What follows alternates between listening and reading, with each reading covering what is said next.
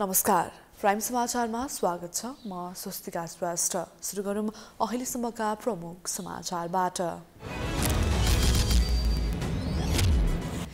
नेकपा एमालेको जारी महाधिवेशनमा नयाँ कार्य समिति चयनका लागि मतदान जारी। अध्यक्ष सहितका उम्मेद्वारहरूद्वारा बिहानै मतदान।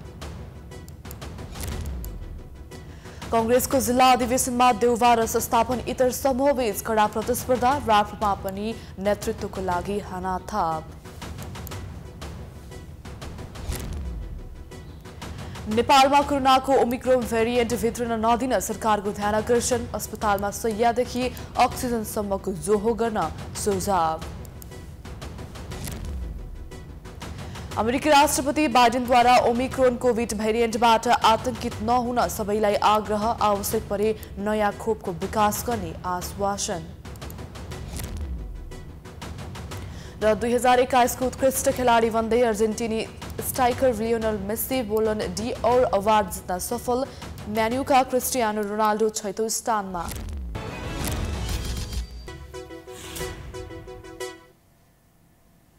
अब समाचार विस्तारमा। चितवनको सौराहामा जारी नेकपा एमालेको जारी महाधिवेशनमा नयाँ कार्य समिति चयनका लागि मतदान भइरहेको छ। बिहान 4 बजेबाट सुरु भएको मतदान लामै समयसम्म चल्ने बताइएको छ। मतदान सकिए लगतै गणना गरी परिणाम सार्वजनिक गर्ने तयारी रहेको छ। यसै विषयमा केन्द्रित रहेर थप जानकारी दिनुहुनका लागि हामीसँग हाम्रो संवाददाता डेभिड पाण्डे यतिखेर प्रत्यक्ष जोडिनु भएको छ। दर्शक, हामी यति बेला नेकपा एमालेको 10औं महाधिवेशनको निर्वाचन स्थलमा रहेका छौं र केही घण्टा अगाडि करिब 3 घण्टा अगाडि मात्र निर्वाचन अथवा मतदान सुरु भएको थियो। हामीले यो दृश्य देख्न छौं। मेरो पृष्ठभूमिमा यो दृश्य देखिरहनु भएको छ। जति पनि महाधिवेशन प्रतिनिधि छन् उनीहरू भोट हाल्नको लागि केही समय अगाडिदेखि यसरी निरन्तर रूपमा लाइनमा बसिरहेका छन् र अहिले खास गरी यो जुन मतदान भइरहेको छ भोटिङ मेसिन मार्फत भइरहेको कारणले गर्दाखेरि केही छिटो हुने पनि अपेक्षा गरिएको छ। यद्यपि यति बेलासम्मको कुरा गर्ने हो भने करिब 1000 हाराहारीमा भोट खसेको अवस्था छ र अब करिब आधा भन्दा केही मात्र धेरै भोट अथवा मतदान हुन बाँकी छ र यो सँगै अब नेकपा एमालेले यो मतदान सँगै अन्तिम मत परिणाम आइसके पछाडि नयाँ नेतृत्व प्राप्त गर्नेछ र योभन्दा अगाडिपट्टि जुन विधान महाधिवेशनले नीतिहरू त्यस्तै गरेर विधान नीति लगायतका कुराहरूमा जुन प्रकारको तयारी गरेको थियो त्यसलाई कार्यान्वयन गर्नको लागि अब नयाँ नेतृत्व अगाडि बढ्नेछ। र यहाँको कुरा गर्ने हो भने सबैभन्दा सुरुमा मतदान अध्यक्षमा जसले उम्मेदवारी दिएका छन् केपी शर्मा ओली र त्यस्तै गरेर भीम रावल दुईजनाले सुरुवात गरेका थिए र सोही सँगसँगै अन्य नेताहरूले महाधिवेशन प्रतिनिधिहरूले भोट हाल्न मतदान गर्नको लागि सुरु गरेका थिए र यहाँ अलि फरक दृश्य पनि देखिएका छन्। जो अहिले भोट नहाल्ने सूची नै बनाएर यहाँ बाँडिएको अवस्था छ र जसमा जो अहिले दाबी गरिएका छन् अथवा उम्मेदवार जसले यो सर्वसम्मत नभई आफूहरू पनि आकांक्षी भएको भन्दै जो उम्मेदवार दर्ता गरेका थिए उनीहरूको नाम त्यो भोट नहाल्ने सूचीमा राखिएको छ। अध्यक्षमा भीम रावल, त्यस्तै गरेर उपाध्यक्षमा घनश्याम भुषाल, सचिवमा टङ्क कार्की, त्यस्तै गरेर सचिवमा नै भीमप्रसाद आचार्य लगायतका व्यक्तिहरूलाई त्यहाँ भोट नहाल्ने सूची बनाएर सबै महाधिवेशन प्रतिनिधिको हातमा बाँडिएको अवस्था छ। त्यस्तै गरेर यो मतदान हुनुभन्दा अगाडि जुन प्रकारले अत्यन्तै लामो समय सर्वसहमतिको नाममा लामो समय खर्चिनु पर्यो त्यसले गर्दाखेरि हिजो मध्यरातसम्म पनि जो महाधिवेशन प्रतिनिधिहरू छन् तिनीहरू यहाँ नै अल्पत्र परिरहेका थिए, यही नै कुरेर बसिरहेका थिए। यद्यपि 4 बजे मात्र मतदान सुरु भयो। त्योभन्दा अगाडिपट्टि केन्द्रीय सदस्यको लागि पनि जति पनि 33 जना बढीले केन्द्रीय सदस्यमा आकांक्षा देखाएका थिए र सोही अनुसार उम्मेदवार मनोनयन गरेका थिए। तर तिनीहरूलाई मिलाउने नाममा अत्यन्तै लामो समय नेकपा एमालेको यो 10औं महाधिवेशन र यहाँको अध्यक्ष मण्डल लगायतले अथवा नेतृत्व पंक्तिले त्यो लामो समय खर्चिनु पर्यो। यद्यपि केहीलाई सर्वसहमति मार्फत नै निर्विरोध गराए पनि केही भने यथास्थितिमा रहे र आफू चुनावी मैदानमा होमिने भनेर सोही अनुसार नै अगाडि बढे, जसको कारणले गर्दाखेरि यो प्रकारको माहौल अथवा यो चुनावी मैदानमा नै नेकपा एमाले पुगेको छ र अब यहाँ यो महाधिवेशन प्रतिनिधिहरूले यो मतदान गरिसके पछाडि उनीहरू अब यस पश्चात नै जति पनि केन्द्रीय सदस्य छन् अथवा अन्य छन् तिनीहरू यहाँ शपथ ग्रहणको लागि बसे पनि शपथ ग्रहणको शपथ ग्रहणको लागि बसे पनि अन्य महाधिवेशन प्रतिनिधिहरू भने अब मतदान गरिसके पछाडि आफ्नो जिल्ला फर्कनेछन्। खास गरी 10 गतेदेखि 12 गते भित्र नै यो महाधिवेशन सक्ने र यो महाधिवेशनले सर्वसम्मत रूपमा नयाँ नेतृत्व चयन गर्ने भन्ने अपेक्षा लिएको थियो। तर सर्वसम्मतिको नाममा अत्यन्तै लामो समय लागेको छ। 2 दिन यही यो प्रक्रिया नै 2-3 दिन त यो सर्वसहमतिको नाममा नै लागिरहेको छ। हामीले एउटा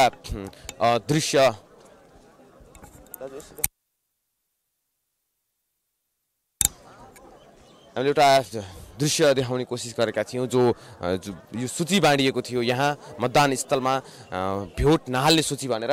तर महाधिवेशन प्रतिनिधिहरूले भने त्यो सूची अहिले देखाउनको लागि नदेखाउने कुरा गरे, देखाउन मानेनन् र यसरी नै मतदान भएको छ। केही समय पछाडि अझै करिब 3 घण्टा 3.5 घण्टा पछाडि मतदान प्रक्रिया सकिनेछ।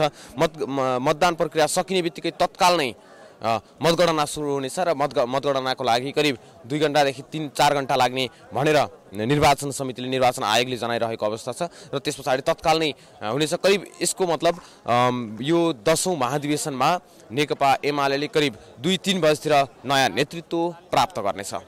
अब भने तपाईको ध्यान प्राइम टाइम्स टेलिभिजनको स्टुडियोतिर केन्द्रित गर्न चाहन्छौँ। धन्यवाद डेभिडजी। उहाँ हुनुहुन्थ्यो हाम्रो संवाददाता डेभिड पाण्डे। यतिखेर चितवनमा भइरहेको नेकपा एमालेको 10औं राष्ट्रिय महाधिवेशन अन्तर्गत एमालेमा नयाँ कार्य समिति चयनका लागि मतदान जारी रहेको विषयमा केन्द्रित रहेर हामीलाई थप जानकारी दिँदै हुनुहुन्थ्यो। समाचारको सिलसिला जारी छ, हामी विश्रामपछि आउँछौँ।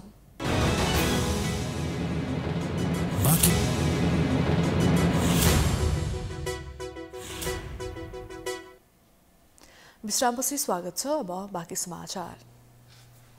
नेपाली कांग्रेसको 14औं महाधिवेशनका क्रममा जिल्ला अधिवेशनका नतिजा आउने क्रम जारी रहेको छ। अहिलेसम्मको नतिजा अनुसार शेरबहादुर देउवा र पौडेल समूहको कडा प्रतिस्पर्धा देखिएको छ। एक रिपोर्ट। नेपाली कांग्रेसको 14औं महाधिवेशनका क्रममा सभापति शेरबहादुर देउवाले पुनः सभापतिमा दोहोरिने रणनीतिका साथ आफू नजिकका नेतासँग छलफल गरिरहेका छन्। देउवा समूहबाट अलग भई विमलेन्द्र निधिले सभापतिको उम्मेदवारी घोषणा गरेका छन्। 14औं महाधिवेशनमा म सभापतिको उम्मेदवार छु, यहाँहरूलाई थाहा छ। नेपाली कांग्रेसका देशभरिका हाम्रा सदस्य साथीहरूलाई थाहा छ, केन्द्रीय समितिलाई थाहा छ। मैले सबैलाई जानकारी गराएको छु, सबैसँग विचार आदान प्रदान गरेको छु। नागरिक समाजलाई थाहा छ, लोकतान्त्रिक समाजलाई थाहा छ, पत्रकार साथीहरूलाई थाहा छ। पछिल्लो समय सभापति शेरबहादुर देउवाले विमलेन्द्र निधि, गोपालमान श्रेष्ठ र कृष्ण प्रसाद सिटौलासँग पनि विभिन्न चरणमा महाधिवेशन केन्द्रित संवाद गरेका छन्। आफूलाई देउवा समूहभन्दा बलियो ठान्ने पौडेल समूह भने अझै साझा उम्मेदवार बनाएर महाधिवेशनमा सभापति शेरबहादुर देउवालाई चुनौती दिने विषयमा अलमलमै परेको छ। पौडेल समूहभित्र सभापतिका आकांक्षी धेरै भएकाले एकले अर्कोलाई छाड्ने परिस्थिति देखिएको छैन। यतिसम्म कि डाक्टर शेखर कोइराला र डाक्टर शशाङ्क कोइराला बीच पनि सहमति हुन सकेको छैन। पौडेल समूहकै प्रकाशमान सिंहले पनि अरूलाई सहयोग गर्ने अवस्था देखिँदैन। सिंह आफै पनि सभापतिका उम्मेदवार हुन्। यस्तो अवस्थामा पौडेल समूहकै सुजाता कोइरालाले पनि सभापतिमा उम्मेदवारी दिने घोषणा गरेकी छिन्। अहिले सबै ठाउँमा चुनाव भइसकेको पनि छैन, तर जति पनि चुनावको रिजल्टहरू आइसकेको छ, मैले आफ्नो बारेमा म भन्न सक्छु। मेरो चाहिँ नि अत्यन्त राम्रो पोजिसन छ अहिले र म चाहिँ नि सभापतिको उम्मेदवारमा को लागि चाहिँ नि तयारी गर्दैछु र त्यसको लागि तयारी गर्दैछु। एकदमै उत्साहित छु र राम्रो मत ल्याउँछु भन्ने मलाई विश्वास छ। पछिल्लो समय नेपाली कांग्रेसका वरिष्ठ नेता रामचन्द्र पौडेलले प्रदेश अधिवेशन अघि केन्द्रीय सभापतिको साझा उम्मेदवार तय गरिसक्ने भने पनि अझै निर्णयमा पुग्न सकेका छैनन्। पौडेल समूहभित्रको मतान्तरले निर्णयमा पुग्न सक्ने अवस्था पनि देखिएको छैन। अब हामी प्रयत्नमै छौँ, को हुन्छ हामी सकेसम्म एक्लै बनाउँछौँ, एउटै बनाउँछौँ। सकिएन भने म आफू पनि कसैको पक्ष विपक्षमा लाग्नुभन्दा हार्ने जित्ने परिणाम जे भयो आफै पनि सभापति लड्छु। नेपाली कांग्रेसको केन्द्रीय निर्वाचन समितिका अनुसार 14औं महाधिवेशन अन्तर्गत अहिलेसम्म 52 जिल्लामा जिल्ला सभापति निर्वाचित भइसकेका छन् भने 14 जिल्लामा जिल्ला अधिवेशन नै चलिरहेको छ। यसैगरी 2 नम्बर प्रदेशका 7 जिल्लामा क्षेत्रीय अधिवेशन हुने क्रम सुरु भएको छ। 2 नम्बर प्रदेशकै सर्लाही जिल्लामा भने ओडा अधिवेशन नै विवादका कारण स्थगित छ। यस प्रदेशमा अरू प्रदेशको भन्दा फरक तरिकाले शेरबहादुर देउबा, विमलेन्द्र निधि, कृष्णप्रसाद सिटौला, रामचन्द्र पौडेल र कोइराला समूहले छुट्टै उम्मेद्वार उठाएका छन्। पार्टीले तोकेको समयमा अधिकांश जिल्ला र स्थानीय तहमा अधिवेशन हुन नसक्दा केन्द्रीय महाधिवेशनका लागि साझा उम्मेद्वार बनाउन सबै समूहलाई समयले भने साथ दिएको छ। तैपनि आपसी खिचातानीका कारण साझा उम्मेद्वार तय गर्न सकेका छैनन्। केन्द्रीय महाधिवेशन अघि प्रदेश अधिवेशन हुने भएकाले अहिले प्रदेशतिर सबैको ध्यान केन्द्रित भएको छ। प्राइम टाइम टेलिभिजनका लागि हरिशरण तिमल सिन्हाको रिपोर्ट। राष्ट्रिय प्रजातन्त्र पार्टी राप्रपाको महाधिवेशन रोचक बन्ने भएको छ। विशेष गरी नेतृत्वका लागि हुने लडाई प्रतिस्पर्धात्मक हुने अपेक्षा गरिएको छ। कमल थापाले फेरि अध्यक्षका लागि उम्मेदवारी घोषणा गरेपछि यसअघि उम्मेदवारी घोषणा गरेका राजेन्द्र लिङदेनमाथि चुनौती थपिएको छ। यो अवस्थामा पशुपति शमशेर राणा र डाक्टर प्रकाश चन्द लोहनीको भूमिका निर्णायक हुने देखिन्छ। एक रिपोर्ट।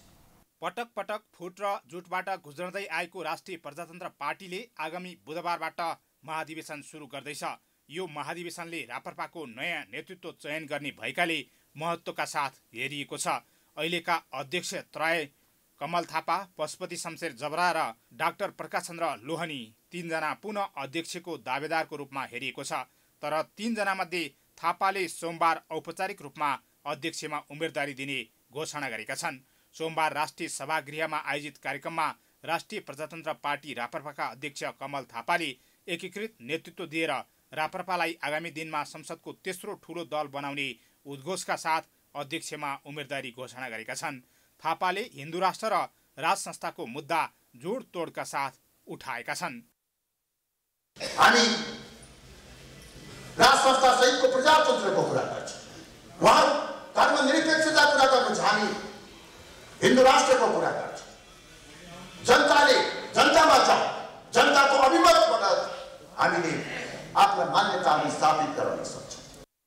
थापालाई अहिलेका अर्का अध्यक्ष जबराले साथ दिने बुझिएको छ, किनकि अध्यक्षका दावेदारका रूपमा हेरिए पनि जबराले मैदान छोडेर थापालाई साथ दिन लागेका छन्।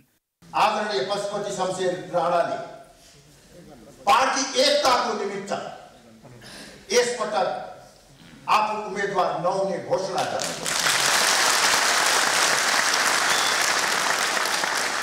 र पार्टीलाई एकताबद्ध राख्नको निमित्त आफू अध्यक्ष पदमा नरहे तापनि निरन्तर क्रियाशील रहने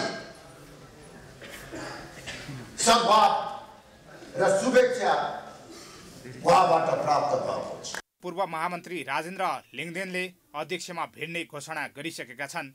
उनले तीनैजना अध्यक्षलाई अभिभावकत्व लिएर बस्न आग्रह गर्दै अब आफूले पार्टीको नेतृत्व गर्ने बताएका छन्। लिङदेनले महामन्त्रीमा धौल शमशेर जबराको साथ पाएका छन्। आउने 15, 16 र 17 गते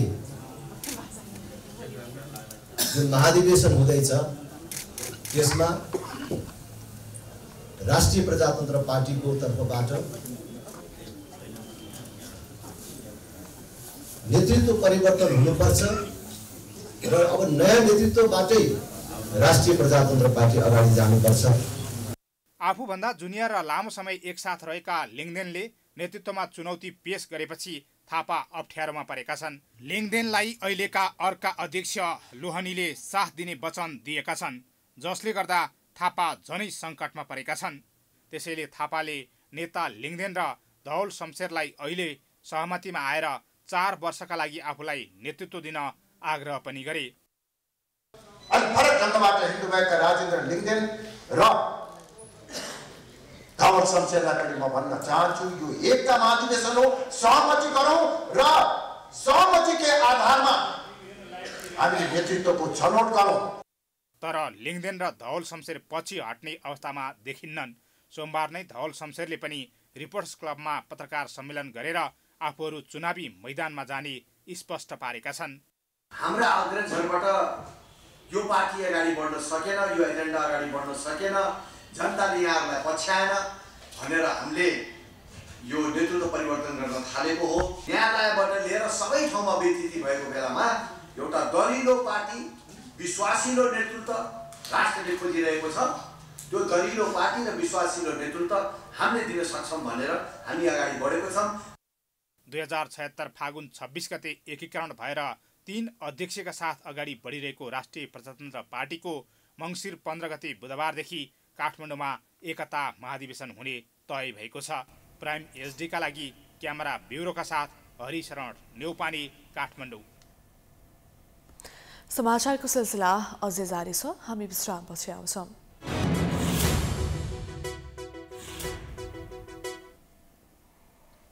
विश्रामपछि स्वागत छ। अब अन्तर्राष्ट्रिय समाचार।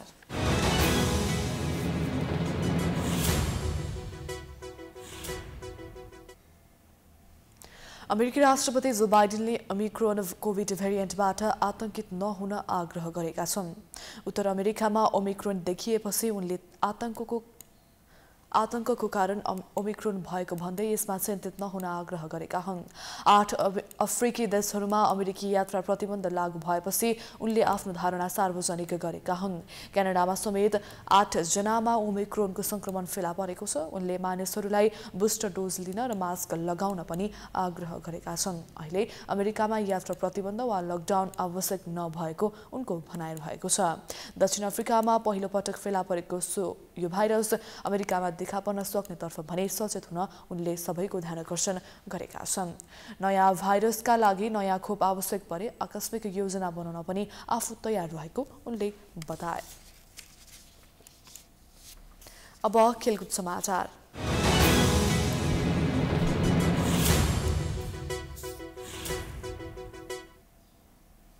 French club Paris Saint Germain PSC का फरवार्ड लियोनल मेस्सीले बालोन डीओर अवार्ड जितेका छन्।